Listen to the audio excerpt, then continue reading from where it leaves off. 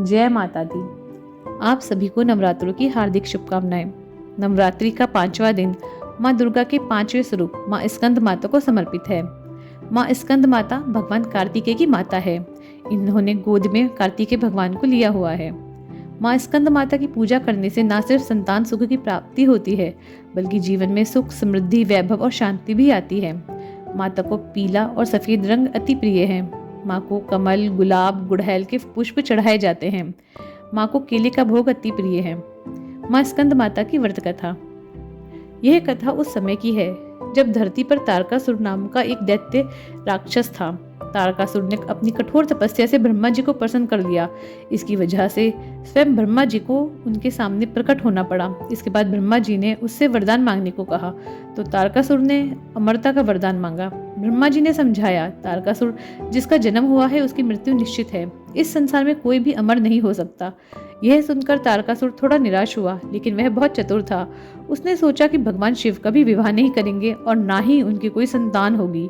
यह विचार दिमाग में आते ही उसने ब्रह्मा जी से एक और वरदान मांगा। उसने कहा, प्रभु मुझे यह वरदान दे कि मेरी मृत्यु केवल भगवान शिव के पुत्र के हाथों हो।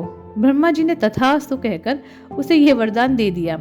वरदान प्राप्त करते ही तारकासुर का अहंकार और ज्यादा बढ़ गया। वह समझ गया था कि अब उसे कोई नहीं मार सकता। उसने तीनों लोकों में हाहाकार मचाना शुरू कर दिया। देवताओं, ऋषियों और मनुष्यों पर उसका अत्याचार बढ़ता ही जा रहा था। स्वर्गलोक से देवराज इंद्र को भगा दिया गया और तारकासुर ने स्वयं को तीनों लोकों का स्वामी घोषित कर दिया।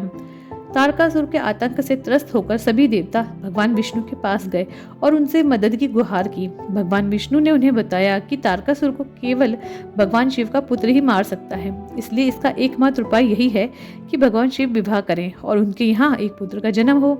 देवताओं ने मिलकर भगवान शिव से प्रार्थना की, जो उस समय गहरी तपस्या में लीन थे। देवताओं की प्रार्थना सुनकर और संसार की दुर्दशा देखकर भगवान शिव ने माता पार्वती से विवाह करने का निर्णय लिया। इसके बाद भगवान शिव और माता पार्वती का विवाह हुआ। उनके यहाँ एक अत्यंत तेजस्वी बालक का जन्म हुआ, जिसका नाम कार्तिकेय रखा गया। उन्हें ही स्कंद कुमार के नाम से भी जाना जाता है। माता पार्वती ने अपने पुत्र को स्वयं युद्ध कला और अस्त्र शस्त्र का ज्ञान दिया।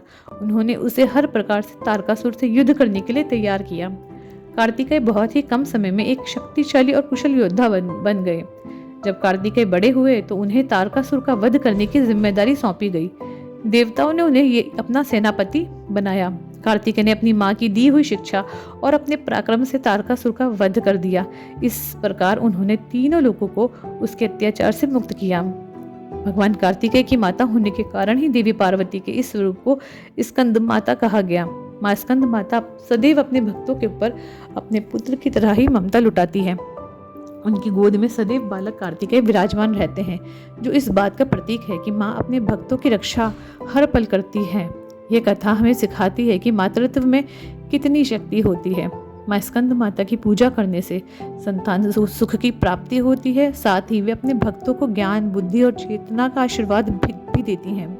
ऐसा माना जाता है कि माँ स्कंद माता की सच्चे मन से उपासना करने पर भक्तों को मोक्ष की प्राप्ति होती है और वे भव सागर से पार हो जाते हैं। जय माता दी।